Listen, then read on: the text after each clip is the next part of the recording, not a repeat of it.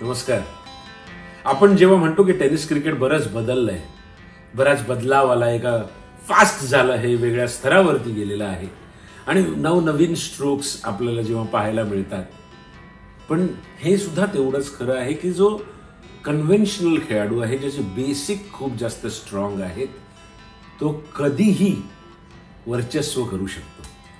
आणि हेच आपल्याला पाहायला मिळालं. ISPLच्या पहिल्या सीझनमध्ये प्रथमेश पवार सिलेक्ट झाला, कलकत्ताचा कर्णधार झाला, टायटल सुद्धा त्याने जिंकलं आणि त्याच्या अप्रतिम फलंदाजीने, कन्व्हेन्शनल फलंदाजीने ठरला उत्कृष्ट फलंदाज. भेटूया प्रथमेश पवार उर्फ नाना. मला सांग की ISPL तुझ्यासाठी संजीवनी होती का? नक्कीच नक्कीच. कारण तुषार बघ, तुलाही माहिती आहे आता ज्या स्टेजमध्ये आहे मी करिअरच्या, मलाही वाटत नव्हतं की माझं, म्हणजे मी स्वतः असं ठरवलंही होतं ISPLच्या आधी की this would be my last year. ह्याच्यानंतर आपण आपलं म्हणजे ठीक आहे, क्रिकेटमध्ये आपण खूप वर्ष दिली, खूप वर्ष खेळलो, खूप चांगलं खेळलो, बस झालं, आता आपण काहीतरी वेगळं करू, असं माझं चाललं होतं. पण ISPL आलं, मी ट्रायल्स दिले, सिलेक्शन झालं, टीमनी घेतलं. सो त्याच्यानंतर टीमनी घेणं तुला असं वाटलं होतं की तुला पिक करतील? नाही, म्हणजे मला असं वाटत नव्हतं.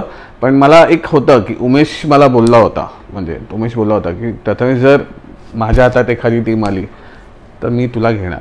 म्हणजे जर असं एवढा मोठा फॉर्मॅट आहे 10 ओव्हर वगैरेचं, तर मी तुला घेणार टीममध्ये. म्हणून पण तुला माहिती आहे आता, पण एखादा माणूस बोलतो, पण सगळं मी बोलतो ना, श्रेय जे जात आहे ना हे सगळ्या गोष्टींचं, जे माझ्या लाईफमध्ये आत्ता जे काही घडतंय त्यात मोस्टमध्ये सगळ्यात उमेशचा मोठा वाटा आहे. कारण उमेशने तो शब्द ठेवला त्याचा शेवटपर्यंत.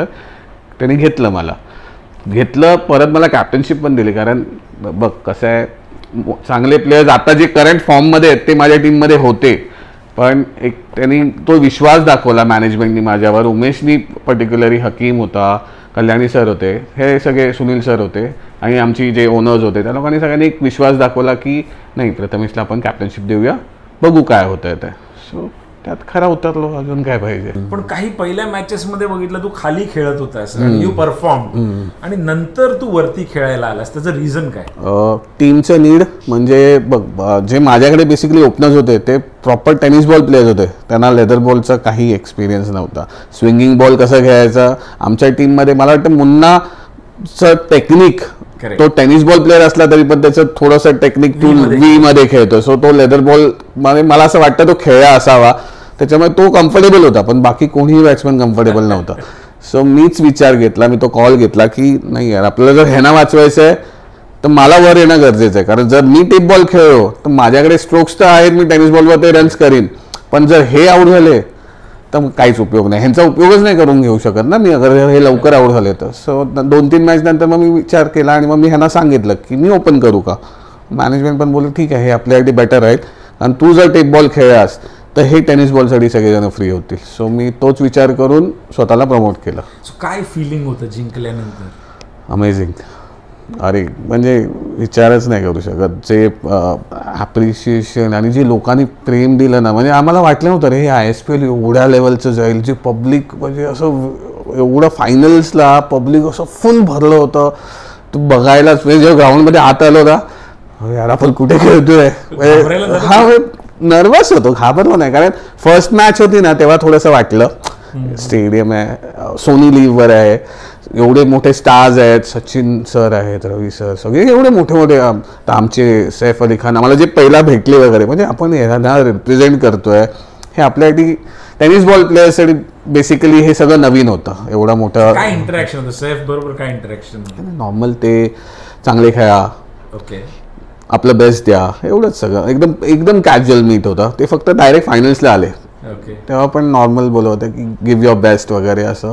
आमच्या ओनर्स खूप ह्याच्यात, त्यांचं अक्षय मॅम जे होत्या, हितेश सर वगैरे, ते लोकांचं खूप इन्व्हॉल्वमेंट होतं. ते प्रत्येक मॅचला, म्हणजे त्यांना नॉलेज नव्हतं पण ते शिकायचं ते प्रयत्न करत होते की कसं असतं, कसं व्हायला पाहिजे. सो चांगलं वाटत होतं त्यांच्याबरोबर इंटरॅक्ट करायला. बरोबर काय होतं? मास्टर काय बोलतो? मास्टर मी पहिला, म्हणजे मी जेव्हा गेलो त्यांना भेटलो तेव्हा त्यांचं हेच होतं. त्यांनी मला विचारलं की टेप बॉलचं कसं वाटलं तुम्हाला? मी बोललो सर सगळ्यांना डिफिकल्ट होतं, म्हणजे जे लेदर बॉल खेळ त्यांच्यासाठी म्हणजे ते तो ॲटलिस्ट ते लोक खेळू शकतात, पण ते टेनिस बॉलसाठी तर ते खूप डिफिकल्ट होतं. पण चांगला एक्सपिरियन्स, काहीतरी नवीन, म्हणजे ह्याच्यात काहीतरी नवीन, तेच सांगवतं की मला काहीतरी नवीन आणायचं होतं. फक्त टेनिस बॉल क्रिकेट नाही, मला ह्याच्यात तुम्ही ह्या बॉलला तुम्ही तो म्हणजे खेळू शकता की नाही, तुमचे पॉपअप करू शकता की नाही त्या ह्याला सिच्युएशनला. सो तेच बोलवते. नंतर मग थोडं बोलले की म्हणजे थोडं ॲप्रिशिएट केलं की तुला गेम सेन्स चांगला आहे, म्हणजे मी एकंदरीत तू बॅटिंग जे करत होतास किंवा तू जे कॅप्टनशिप करत होतास, म्हणजे आमचं बोलणं चालू होतं असं ते मला आतमधल्या हातात गूज बम्स येत होते. म्हटलं एवढे मोठी माणसं आपल्याबद्दल जर बोलत असतील तर नक्कीच आपण काहीतरी चांगलं केलंय. सो ते थोडं प्राऊड फिलिंग होतं. So many I would say stars of tennis cricket आणि अक्रॉस कंट्री प्लेयर्स होते. किती डिफिकल्ट होतं त्यांच्यात समन्वय साधणं? होतं थोडं डिफिकल्ट जातं, पण कसं आहे आपण कसं स्वतःला त्यांच्यासमोर ठेवतं. जर तू म्हणजे तू जर त्यांच्यावर प्रेशराईज केलंस, तू त्यांचा मित्र नाही झालास ना, तू टीम नाही बनवू शकत. सगळ्यात पहिली गोष्ट म्हणजे तुला त्यांच्याशी चांगलं बॉन्डिंग करणं गरजेचं आहे. कॅप्टन अशा लीग्समध्ये तरी जेव्हा हा 15-20 दिवस 25 दिवसाची जी लीग असते, एवढा वेळ तुला टाईम स्पेंड करायचा आहे. जर तुला टाईम स्पेंड करायचं, तुला त्यांच्यावर बॉन्डिंग चांगली करायला पाहिजे. कारण हे 20-25 दिवसातच तुमचं ते सगळं मग मॅचेसमध्ये ती बॉन्डिंग तुम्हाला उपयोगी पडते की त्या लोकांचा फेथ आहे की नाही माझ्यावर, माझा फेथ आहे प्लेयर्सवर. पण जर त्या लोकांचा माझ्यावर फेथ नसेल तर मग ते आपण इम्प्लिमेंट नाही करू शकणार ग्राउंडवर. सो माझं तेच प्रयत्न असतो की जर आता ही टीम आहे माझी, इट्स अ फॅमिली, तर आपलं सगळ्यांचं बॉन्डिंग चांगलं असतं. बघ 19-20 होत असतात, कुठे होत नाही, सगळीकडे होतं. पण as a senior, as a captain आपल्याला त्या गोष्टी समजून घेतल्या पाहिजेत की त्यांचा पण पॉईंट ऑफ व्ह्यू असतो. सो तो आपण समजून घेतला की आपोआप सगळं बरं होतं. मी प्रयत्न करत होतो की सगळ्यांशी चांगला राहून, सगळे आहेत टचमध्ये, बोलणं चालणं असतं. आणि बेसिकली काय झालं, माझ्या टीममध्ये जे प्लेयर्स होते ना त्यांच्याबरोबर मी सगळ्यांबरोबर खेळलो होतो. असं नवीन 1-2 प्लेअर होता ज्यांच्याशी माझं कधीच, म्हणजे तमिळनाडूचा तो बाळा म्हणून होता, त्याला तर कोणाशीच त्याला लँग्वेजचा प्रॉब्लेम होता, तर तो कोणाशीच बोलायचा नाही. तर त्याचा तो एक विषय होता. शिवम कुमारशी मी पहिल्यांदा भेटलो. आय थिंक शिवम कंबोज, हे 2-3 जण होते त्यांच्याशी मी फर्स्ट टाइम इंटरॅक्शन झालं माझं. बाकी सगळ्यांबरोबर मी खेळलो. चांगलं म्हणजे जेव्हा मेसेजेस वगैरे चालू असतात चांगलं आहे. पण so will come back to Mumbai tennis ball cricket. Prathamesh, definitely तुझं संजय भाऊ पाकळेंनी तुला इन्फ्लुएन्स केलं टेनिस बॉल क्रिकेट खेळायला. पण मुंबई टेनिस क्रिकेटमध्ये मोस्ट इन्फ्लुएन्शियल पर्सन तुझ्यासाठी कोण आहे, ज्यांनी तुला इन्फ्लुएन्स केलं किंवा ज्याच्यामुळे तू टेनिस बॉल खेळलास आणि आतापर्यंत खेळतोस असं तुला वाटतं? मुंबईत बेसिकली दत्ताराम चव्हाण, जसं मी त्यांच्या इंटरव्ह्यूमध्ये पण नाव घेतलं की त्यांनी मला जे साई 11 परळमध्ये मी खेळायला लागलो तिथून, त्या टीममधनं मी तिथून मला असं वाटायला लागलं की मी प्रोफेशनली पण हे क्रिकेट खेळू शकतो. पहिला तर मी गावच्या टीममधनं खेळायचो, तर ते गावापुरतं ठीक होतं. म्हणजे आम्ही 1-2 मोठ्याच टुर्नामेंट खेळायचो त्या रत्नागिरीत किंवा सुप्रीमो वगैरे. पण इकडे जर चांगलं क्रिकेट खेळायचं तर आपल्याला इकडची चांगली टीम खेळायलाच पाहिजे. नाहीतर मग तुम्ही ते 10 आणि 15,000च खेळत राहणार. मग ते संडेला खेळायचं आणि बाकीच्या टाईमाला काय असं नाही. मग त्या टीम ती खेळत होती प्रोफेशनली. तर दत्ताभाऊनी थोडंसं मला म्हणजे पुश केलं. माझ्याकडे होतं, असं नाही की माझ्याकडे टॅलेंट नव्हतं, माझ्याकडे टॅलेंट होतं, पण त्यांनी मला पुश केलं, मला वर पाठवायचे बॅटिंगला, म्हणजे चान्सेस दिले. तसं जसं जर तू प्लेअरला चान्स देणार नाही तर तू घडवू शकत नाहीस player. So Datta as a administrator, मी असं म्हणेन जसं तू म्हणालास की तुला पुश केलं, पण समबडी ज्याला पाहून तू इन्फ्लुएन्स झालास टेनिस बॉल क्रिकेट खेळण्यासाठी, असं शंतू सर. येस. कधी बघितलं? म्हणजे मी सावर्ड्यापासूनच त्यांना बघत आलेलो आहे. म्हणजे मी जेव्हा टेनिस बॉल क्रिकेट खेळतही नव्हतो ना, म्हणजे मी कसं आता माझं ते गाव आहे, तर आमची टुर्नामेंट मी जायचो गावी दरवर्षी ती टुर्नामेंटसाठी.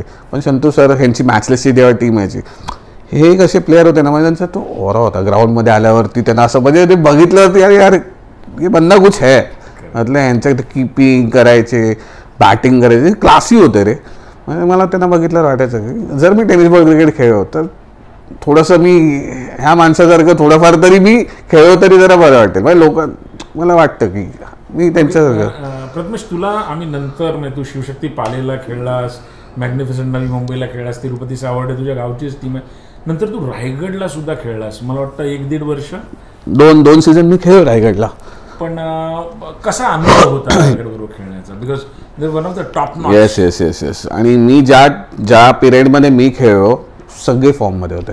टीम वरती म्हणजे एकदम हाय पीकवर होती, सगळ्या टुर्नामेंट जिंकत होतं. म्हणजे जेवढ्या मोठ्या टुर्नामेंट्स त्या 2 सीझनमध्ये झाल्या त्यात दोन्ही सीझनमध्ये आम्ही मोस्टली 90% टुर्नामेंट आम्ही जिंकलो असेल. म्हणजे आम्हाला कॉम्पिटिशनच नव्हतं. अशी वेळ आलेली, काही जण बोलायला पण लागले, अरे यार सगळ्यात मोठ्या टुर्नामेंट हेच जिंकणार, बाकी जिंकणार की नाही, अशी परिस्थिती आली होती. म्हणजे मी ऐकलं पण एक दोघांकडनं असं, जे मोठी लोक आहेत की तुम्ही जिंकणार तर बाकी कोण जिंकणार की नाही. कारण खरंच खूप म्हणजे ती टीम बघ ना, तो थॉमस डायस होता त्या टीममध्ये, शाहिद शेख होता, अजित होता, योगेश पवार होता, मी होतो, अंकुर सिंग होता, बंटी पटेल होता आणि सोम सिंग होता. म्हणजे फरमान खेळत होता त्यावेळी आमच्यामध्ये. म्हणजे ती टीम एवढी बॅलन्स्ड होती, बॉलर्स होते, बॅट्समन होते, ऑलराऊंडर्स होते. सो एवढी बॅलन्स टीम कोणाकडेच नव्हती. त्यामुळे आम्ही सगळ्याच टुर्नामेंट इझिली रे, म्हणजे खूप वन साइडेड आम्ही जिंकत होतो. पण चांगला फेज होता तो पण करिअरचा.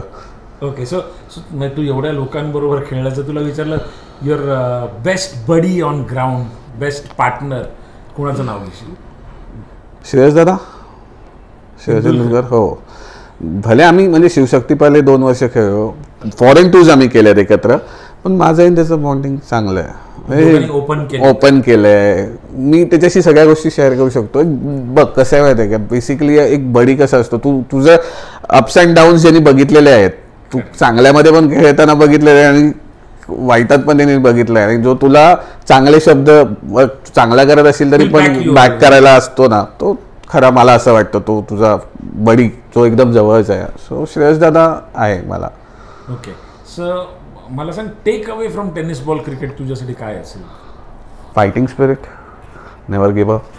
जो ॲटिट्यूड जो टेनिस बॉल क्रिकेटर्सकडे आहे ना, म्हणजे तू बघ आत्ताचे पण क्रिकेटर्स घे, पहिल्याचे क्रिकेटर्स बघ, म्हणजे त्यांच्याकडे जो फायटिंग स्पिरिट होता ना, तो आत्ता पण आहे या प्लेयर्समध्ये. लोक बोलतात, मी असं खूप जणांकडनं ऐकलं आहे की सिनियर्सकडनं पण, की आत्ताची पोरं काय नुसतं पैसा बघतात. पण सर पैसा आता आलेला आहे, त्याला काहीच करू शकत नाही. तेव्हा नव्हता तेव्हा आमची चूक नाही. आता पैसा आला आहे ना, तर पैसा आला आहे तर पोरं पैसे घेऊन खेळतात. पण तो जो क्रिकेट जे ग्राउंडवरचे एफर्ट्स देत आहेत ना, ते पण तुम्ही बघा ना, जर स्पिरिटली खेळत आहेत मुलं, ते पण तुम्ही बघा, ते नोटीस कोण नाही करत, ते फक्त पैसा बघतायत. So that is very wrong. Nothing is easy. हां, काय इझी आहे सांग मला? पैसे कमवायला तुम्हाला ग्राउंडवर दिवसभर थांबायचंच आहे, उन्हात खेळायचंच आहे ना, ट्रॅव्हलिंग करायची आहे.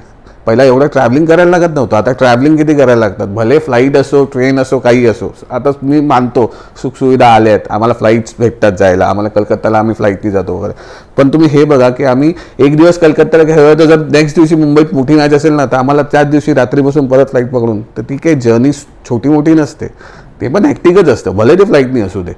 मेंटली तर स्ट्रेस आउट होतो ना माणूस, की एवढं ट्रॅव्हल करतोय आपण, कंटिन्यू परफॉर्म करायचं आहे. पैसे घेतले म्हणजे त्याच्यावरती एक प्रेशर पण असतं की आपण एवढे पैसे घेतोय तर आपला परफॉर्मन्स पण करायचं आहे.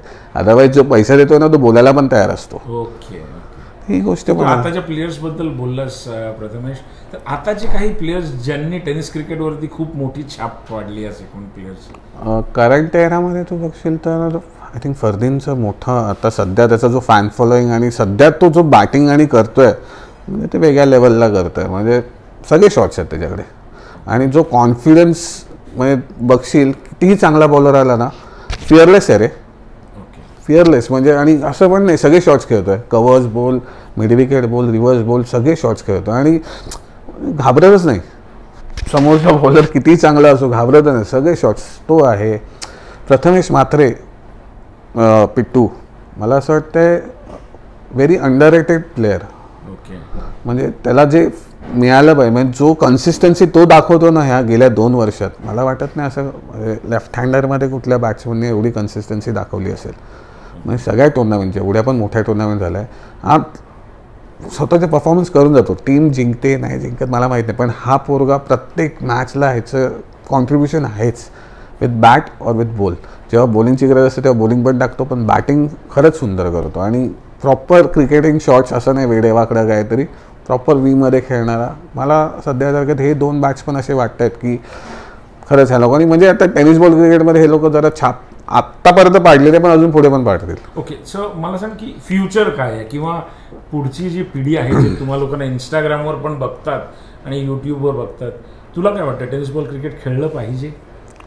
जर ISPL होणार असेल तर नक्कीच, but only for one tournament, not for only one tournament. आता तू बघ, मी खरं सांगतो, तू आता जो पैसा आला आहे ना टेनिस बॉल क्रिकेटमध्ये, कमी नाही आहे. जर तुम्ही त्या लेवलला जर खेळत असाल, म्हणजे टॉप लेवलला, तर तुम्हाला इयरली एक चांगली अमाऊंट म्हणजे तुम्हाला म्हणजे जर तुम्ही शिकला नसाल जे तुम्ही किती कमवू शकतो एक टेनिस बॉल क्रिकेट?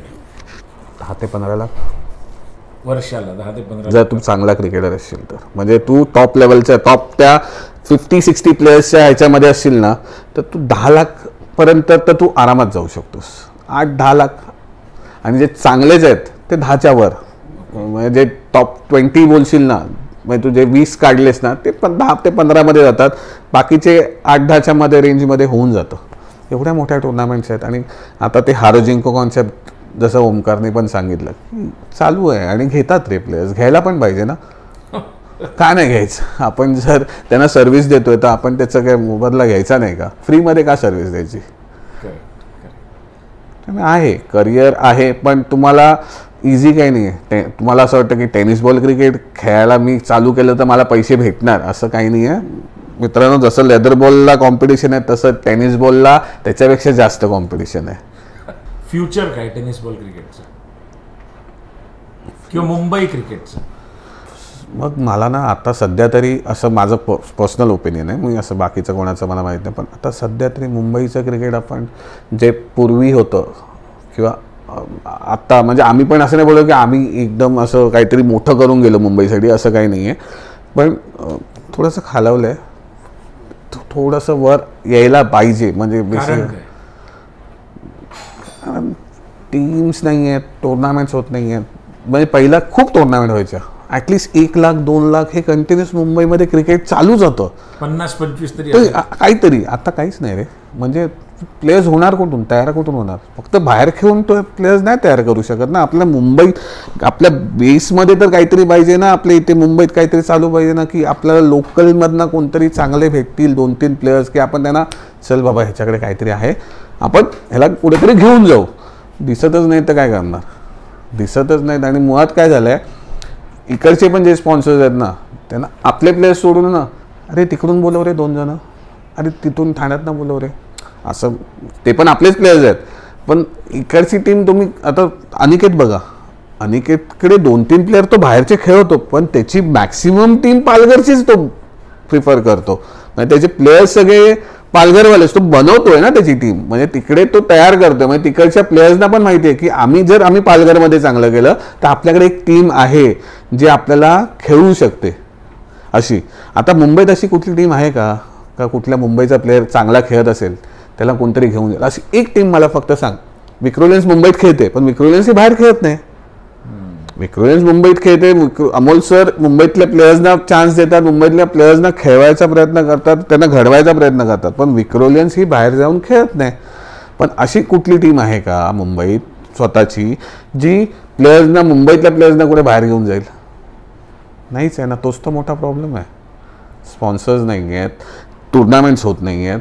कोण पुढाकारच घ्यायला मागत नाही आहे आणि एकत्र काम नाही होत. आपल्या इथे काय प्रॉब्लेम माहीत नाही पण ते आहे की किती पण आपण बोललो ना चला सगळे एकत्र येऊन करूया.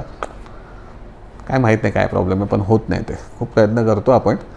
आम्ही पण MPL करायचं दरवर्षी चालूच असतं आमचं. दरवर्षी काही ना काहीतरी सगळ्यांना आणायचा प्रयत्न करत असतो. पण मला जे मी विचार करत होतो ज्या विचाराने मी MPLला म्हणजे मी स्वतः कमिटी असोसिएट झालो कमिटीमध्ये आलो अजूनपर्यंत ते पोचलो नाही आहे जे मला वाटत होतं की मी MPLमधून प्लेयर्स आणीन प्लेयर्स बनवीन. ते अजूनपर्यंत पण होईल. आपण प्रयत्न करत राहायचं काही ना काहीतरी यश मिळेलच त्याच्यात. पण मला सांग प्रथमेश की असं पण म्हणतात की मुंबईचं क्रिकेट खालावण्याचं दुसरं कारण म्हणजे मुंबईकडे बॉलर नाही आहेत किंवा आज आपण बघतो तर सगळे जोरात टाकणारेच आहेत. काय नाही तुला काय वाटतं का बदलाव झाला? नाही खरी गोष्ट आहे. जे जसं तू बोललास की मुंबईकडे बॉलर्स नाहीत हे गेले मी 5-6 वर्ष आमचं चाललं आहे. आम्ही कुठेही जातो डिस्ट्रिक्टची पण मॅच खेळायला कुठे गेलो मुंबई डिस्ट्रिक्ट आमच्याकडे बॅट्समन ठिकाणी आहेत. म्हणजे अजूनपर्यंत आपल्याकडे एवढे बॅट्समन आहेत की आपल्याला बॅट्समनची काही गरज नाही पण बॉलर आपल्याला शोधावे लागतात. अरे कोण बॉलर आहे काय रे? अशी परिस्थिती 4 बॉलर आपल्याकडे नाही आहेत की 4 जेन्युइन मुंबईतले बॉलर्स आपण घेऊन कुठे जाऊन खेळू शकत नाही. आहेत पण कोणाची ॲबिलिटी असते नसते. आणि मुळात काय झालं आहे पहिलेचे जे स्पिनर्स होते जे पहिले जे सिनियर्स होते आपले गट्सी होते डेअरिंग होती. आताचे स्पिनर्स बघ आता 1-2 स्पिनर सोडलेस तर मला वाटत नाही. अनिकेतच सोडलं असतं मला वाटत नाही कोण स्पिनरच आहे. मी अनिकेत पण आता तसा थोडासा म्हणजे विकेट्स एक तर टर्फ विकेट्स झालेले आहेत, ग्रास असल्यामुळे हे फिरत नाही बॉल, पण ह्यांच्यात डेअरिंगच नाही आहे. हे लोक काय माहिती आहे काय, हे लोक आतनंच एवढं घाबरून येतात ना की बॉल फिरणार नाही, मला सिक्सच पडणार. अरे पण तुम्ही जर प्रयत्नच नाही केला, तुम्ही बॉल फिरवायचा प्रयत्नच नाही केला तर बॉल फिरेल कसा? टेनिस बॉल आहे, टेनिस बॉल तू कुठल्याही विकेटवर घेतलास ना तर सिनियर्स कोणीही असतील, आता सुनील सर असतील किंवा संदीप दळवी सर असतील, हे कोणीही असतील, हे लोक त्या विकेट्सवर त्यांना सिमेंटवर पण ते बॉल फिरवायचे ना, सिमेंटवर पण डिफिकल्टच आहे ना बॉल फिरवायला. मग तुम्ही का घाबरता? आणि मुळात तुम्ही सिक्स खायला घाबरता का? तुम्ही जर तुमच्याकडे तो जिगराज नाही आहे की मी ह्या बॅट्समॅनला चल यांनी मला 1 6 मारला ना चालेल, मी याला फिरवूनच आउट करणार, हा तुम्ही जो डेअरिंगच नाही करणार तर तुम्ही स्पिनर कसे बनणार? आणि त्या कारणामुळे आता कसं आहे, अनिकेतकडे बघून पण कोण तयार व्हायला तयार नाही आहे, म्हणजे स्पिनरच होत नाही आहेत. आता राहिला अनिकेतच ना स्पिनर, तसं बघायला लागेल. मी विक्रांतला स्पिनर म्हणून मोजत नाही आहे, लोक बोलतात विक्रांत स्पिनर आहे, पण फ्रँकली स्पीकिंग हां विक्रांतचं पण आहे ना त्याचा जोरवर जास्त त्याचा फोकस असतो, म्हणजे तो जोरात बॉल त्याचा जास्त प्रिफर करतो, तो जोरात चांगला टाकतो असं नाही म्हणत की मी, पण तो असं मला वाटतं जर तुम्ही लेफ्ट हँड स्पिनर आहात ना तुम्ही स्वतः डेअरिंग ठेवा की मी ठीक आहे यार एखादा 6 मला कोणी चांगल्या बॅट्समॅनने मला तर प्रॉब्लेम काय, पण मी त्याला आउट करेन ना. आउट करायलाच जात नाहीत, वाचायचे प्रयत्न करतात. बचनेवाला बॉलिंग करते, बचनेवाला की मला कोण बोललं नाही पाहिजे बाबा, मी माझी 10 रनची ओव्हर टाकली, मी बाजूला आलो, पण मी टीमला जिंकून देईन, मी माझ्या 2 ओव्हरमध्ये 2-3 वरच्या विकेट काढून देईन, हा विचार कोण करत नाही. तू खा ना 20-25 रन, पण वरचे 3 विकेट काढून देतलं कोण कशाला काय बोलतंय सांग मला. आता 10 आणि 11 रनचे ॲव्हरेज तर आत्ताचे जे बॉल आले आहेत नॉर्मल आहे, पण ह्याच्यात तू वरचे 3-4 विकेट काढून दिलेस तुझ्या बॉलिंगनी तर कॅप्टन कधी पण खुश होणार ना त्या गोष्टीने. ही डेअरिंगच नाही ना, आता सगळे वाचायची बॉलिंग करतात, त्यामुळे काय ते राहिलं नाही आता. Okay Shreyas, thanks first of all मला भेटण्यासाठी. मला एक सांग की आपण मुंबई टेनिस क्रिकेटला पंढरी म्हणतो, तुला मी बघितलं बरेच इराज तू खेळतोयस, तर सगळ्यात मोठं कारण काय तुला वाटतं, म्हणजे मुंबईचं टेनिस क्रिकेट उजवं असण्याचं सगळ्यात मोठं कारण काय? कारण असं बघायला गेलं तर तुषार कॉम्पिटिशन. मी बाहेरच्या इथे पण जाऊन स्टेट्सना क्रिकेट खेळलो आहे किंवा कुठच्या जिल्ह्याला जाऊन मी क्रिकेट खेळलो आहे, तर तिकडे तेवढी कॉम्पिटिशन नाही आहे जेवढी कॉम्पिटिशन आपल्याकडे आहे. आपल्याकडे जो 16चा हाफ निघायचा तर प्रत्येक हाफमध्ये तुला अशा एक टीम्स मिळायच्या ना की तुला जाऊन त्यांना हरवणं म्हणजे एक एक्स्ट्रॉर्डनरी काहीतरी करावं लागायचं. कोणाला तरी एका प्लेअरला किंवा एक चांगली ओव्हर टाकायला लागायची किंवा एका प्लेअरला एक्स्ट्रॉर्डनरी इनिंग खेळायला लागली तर मग तू हाफ क्रॉस करायचास. पण असं बाहेर बघितलं गेलं तर तो इझी हाफ होता, कारण का पहिले असं बघायला गेलं अरे हा मुंबईचा प्लेअर आहे तर पहिलेच अर्ध्या टीम जरा त्यांचा कॉन्फिडन्स लो व्हायचा की नाही रे मुंबईवरून बोलवलं आहे, मागवलं इथे खेळायला, मग हे आता खेळणारच आपल्यासमोर, ते खेळ उच्चच खेळ दाखवणार. आणि हे मुंबईने प्रत्येक वेळेला सिद्ध केलं मुंबईच्या प्लेअरनी. आणि मुंबई म्हण किंवा तू ठाणा म्हण, म्हणजे पहिले असं काही कॅटेगराईज नव्हतं की हीच मुंबई आहे किंवा मुंबई, ठाणा, पनवेल ह्या भागातले जेवढे पण प्लेअर होते ते मुंबईचेच मानायचे, तर वर्चस्व राहिलंच आहे मुंबईचं. ओके, आता तू असं म्हणतो जसं मुंबईच्या प्लेअरने बाहेर जाऊन पण मॅचेस जिंकवल्या किंवा इम्पॅक्ट सोडला. ॲब्सोल्युटली. श्रेयस इंदुलकरनी पाहिलेला किंवा श्रेयस इंदुलकरवरती इम्पॅक्ट सोडणारा खेळाडू कोण? आत्ताच्या ह्याला जर का तुम्हाला सांगितलंस ना तर भिवंडीचा गोरसाई, बीचा भावेश पवार, ओके, ऑलराऊंडर. म्हणजे तू कम्प्लीट त्याला जर का कुठच्या एक आता करंट इंटरनॅशनल प्लेअरला जर का तुला जॉईन करायचं झालं ना तर रवींद्र जडेजा काय करतो तसा टेनिस क्रिकेटमध्ये भावेश पवार करतो. He will field, he will bat and he will ball, आणि तू सांगशील त्या ओव्हरला तो येईल. असं नाही की नाही मला नवीन बॉल देऊ नकोस किंवा मला जुना बॉल. नंतर काही बॉलर्स फक्त स्पेशलिस्ट असतात तुला न्यू बॉलसाठी आणि काही फक्त स्पेशलिस्ट असतात ते तुझ्या डेप्थ ओव्हरसाठी. पण ह्याला तू कधीही बॉल दे तो तुला नाही मानणार नाही, पण फक्त त्याला त्याची फील्ड दे.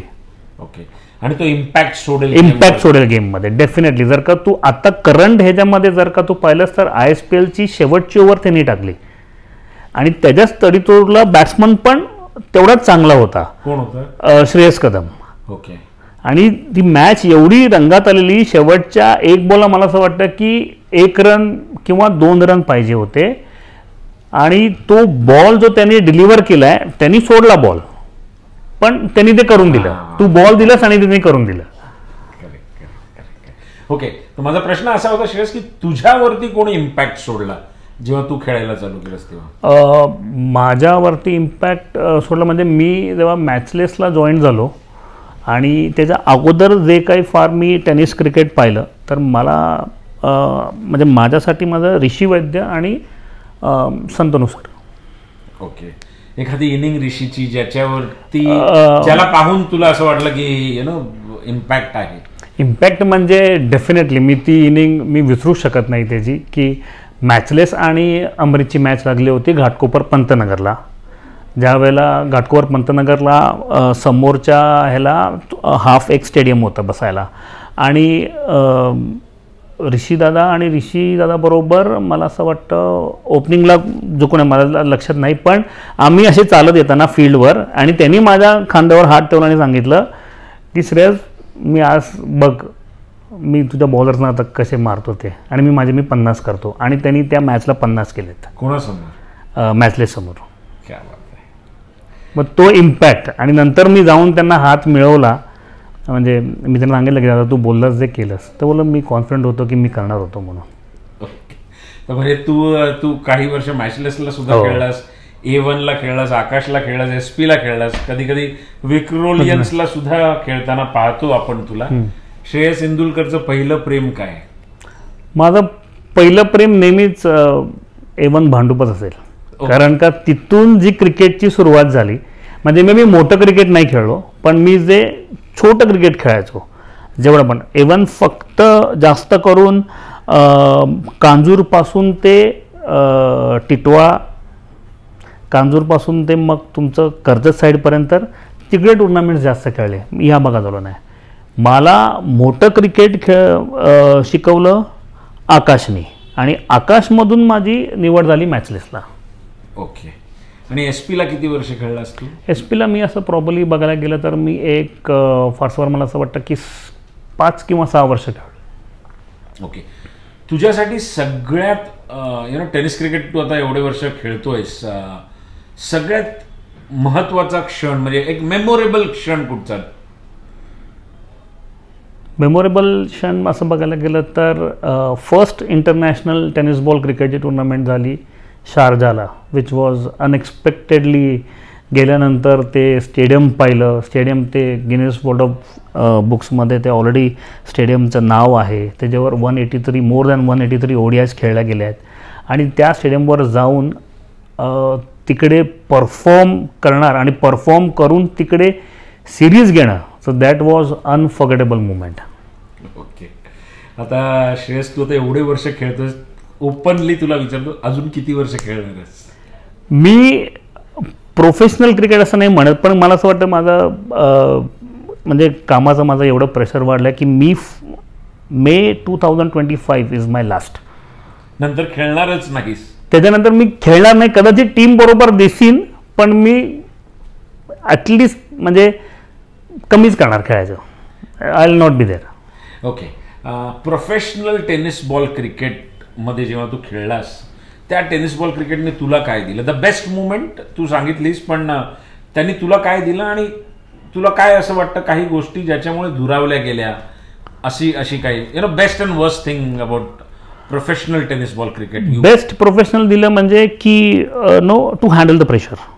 ओके, मोठ्या मॅचेसना प्रेशर कसं हँडल करायचं, मॅच कशी न्यायची, मॅच कुठे थांबवायची, मॅच कुठे बॅटिंग करताना तुम्ही मॅच कुठे वर न्यायचं, तुमची बॅटिंग वर नेऊन तो स्कोअर कसा करायचा हे सांगितलं. म्हणजे सर्कल कसं वापरलं जातं आणि सर्कलच्या नंतर खेळ कसा वापरला जातो. ओके, ते worst when social media came in to in and money came in to in. But that is good for the game ना? Absolutely good, absolutely good. मी पर्सनली नाहीच म्हणत आहे, पण तुझ्या टीम्स नाही राहिल्या, प्लेयर राहिले, प्लेयरना पैसे मिळायला लागले, त्यांचा एक सेकंड अर्निंग स्पॉट सुरू झाला. पण कुठे ना कुठेतरी जी टीम त्यांची असायची कोर टीम की ते तुला त्याचमध्ये तुला दिसायचे, ते दिसणं कमी झालं आणि मग त्या टीमना इफेक्ट झाला. ओके, प्लेयर बनणं कमी झालं?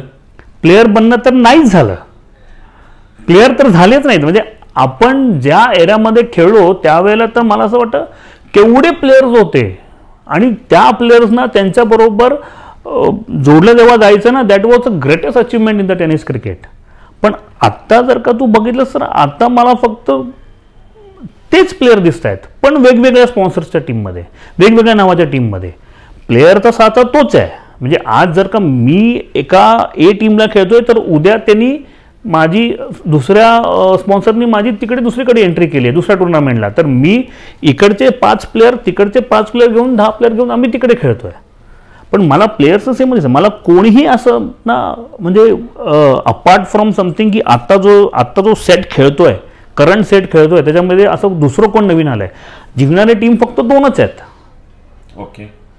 ओके, तू आता एवढ्या टुर्नामेंट्स खेळला, तू म्हणालास 10PL ला तुला प्राइज मिळाला, best man of the series मिळालं, आणि त्यानंतर तू ISPL सुद्धा खेळलास.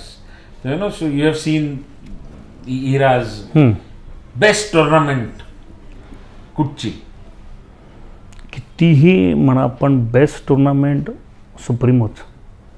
काय एवढं प्राइज मनी तर दुसऱ्या टुर्नामेंटमध्ये पण जास्त वाढलंय काय? सुप्रीमो प्राईड आहे. सुप्रीमो पहिली गोष्ट म्हणजे मुंबईची प्राईड आहे. सुप्रीमो आज गेले कित्येक वर्ष आणि तिकडे कधी तुला ना, मला असं वाटतं की प्रत्येक वर्षी तुला एक वेगवेगळा तुला प्लेअर दिसेल सिरीज घेताना. कोणी असं लाईनीत नाही घेतलं. मला असं वाटतं कॅप्टनशिपमध्ये किंवा विनिंग टीममध्ये मला असं वाटतं लाईनीत टीम्स जिंकल्यात. आय गेस विनर्स टीम होती ती लाईनीत सुप्रीमो त्यांनी 3 का 4 वेळा ते लोक जिंकल्यात. पण तुझा बेस्ट बॉलर, बेस्ट बॅट्समन असं नाही. कोणी म्हणणार नाही की सुप्रीमोला मी लाईनीत 3 वेळा सिरीज घेतली आहे. नाही, फार challenging cricket. 8 overs game, 3 over circle, ground मोठं, 6 मोठा, बाउंड्रीची पहिले बॅटिंग करायची 4 ओव्हर, नंतर 4 ओव्हरचे 6 मारायचे. ही स्ट्रॅटेजी. आणि गेम कधी त्यांच्याकडे तर कधी बॉलिंग एंडकडे तर कधी बॅटिंग एंडकडे. ओके, तू हे जे म्हणालास, मला एक प्रश्न विचारायचा वाटतो तुला की मॅच कोण जिंकवतो, बॉलर की बॅट्समन? माझ्यासाठी मला असं वाटतं की मॅच ना कॅप्टन जिंकवतो. राईट प्लेसला राईट बॅट्समन पाठवून आणि राईट प्लेसला राईटला बॉलर बॉलिंग घेऊन. Best captain? Best captain Sachin Kadam माझ्यासाठी. इन्स्टन्स सांगितलं तर बेस्ट कॅप्टन आता प्रथमेश पवार. कधीचा? आत्ताचा. ISPLचा पण. आणि त्यांनी मॅग्निफिसंट नवी मुंबई पण त्यांनी केली आहे. त्यांनी सावटा टीम पण त्याची हँडल केली आहे. And he knows very well. He can handle the star cast. Tennis क्रिकेटचं भवितव्य काय? श्रेयस इंदुलकरचं भवितव्य आम्हाला कळलेलं आहे की एक टाइम फ्रेम आहे. टेनिस क्रिकेटचं भवितव्य काय? म्हणजे मी जे बघतोय, ज्या प्रकारे मी बघतोय, म्हणजे ते फार उंचावर चाललं आहे. यू विल नेवर नो की आता कमिंग 6 मंथ्समध्ये ना टेनिस क्रिकेटरला अजून काय काय खेळायला मिळणार आहे आणि तो कुठे कुठे ट्रॅव्हल करणार आहे. सो इट इज राईट नाव, म्हणजे ज्या गोष्टी मला माहिती आहेत मी आता डिस्क्लोज नाही करू शकत, पण ते ज्या मोठ्या हाईट्सवर ते लोक आणि एकदम मोठ्या स्केलवर पूर्ण तयारी चालू आहे. म्हणून जेवढे पण टेनिस प्लेयर असतील त्यांना आवर्जून मी सांगेन की तुम्ही प्रॉपर फिटनेस, डिसिप्लिनमध्ये आणि तुमचा खेळ करत राहा. तुम्हाला बघतायत. ओके, सो मला असं सांग की प्लेयर्सनी टेनिस क्रिकेटकडे प्रोफेशन म्हणून पाहिलं पाहिजे का? ऑफकोर्स पाहिलं पाहिजे. ऑफकोर्स पाहिलं पाहिजे. प्रोफेशन ओनली टेनिस क्रिकेट नाही, जरा बॅकअप पण करून ठेवा. इन केस जर का ह्यात काही नाही झालं तर तुमच्याकडे बॅकअप असलं पाहिजे. ओके, कारण का हे लास्ट टू लास्ट ना एक प्लेअरचा जो फॉर्म आहे ना तो मॅक्स टू मॅक्स ना 4 इयर्स, 3 to 4 इयर्सच राहणार. मग बाकीच्या वेळेला तो एक इनिंग करेल, एक इनिंग नाही करणार. मग that's all depend upon your ना की तुम्ही स्वतःला कसं प्रेझेंट करताय. पण जो फॉर्म जो आहे ना तो कंटिन्यू तो 3 वर्ष किंवा 4 वर्षच राहणार. ओके, तू म्हणालास की काही गोष्टी अशा घडणार आहेत की व्हॉट यू कुड फोरसी, ज्या तू डिस्क्लोज नाही करू इच्छित. मुंबईच्या टेनिस क्रिकेटचं वैभव म्हणजे मुंबईच्या टेनिस क्रिकेटच्या त्या संघांचे सामने परत बघायला मिळू शकतात का? मिळू शकतील जर का प्लेयर्सनी म्हणजे ज्या प्लेयर ज्या टीमला अगोदर खेळायचे त्यांनी थोडं पैशाकडे न बघता जर का टीमकडे पाहिलं ना तर ते आपल्याकडे क्रिकेट परत चालू होईल. दॅट लुक्स इम्पॉसिबल, कारण ज्या पद्धतीने हा. तू जे म्हणतोस ते विशफुल आहे, इच्छा आहे की परत त्याच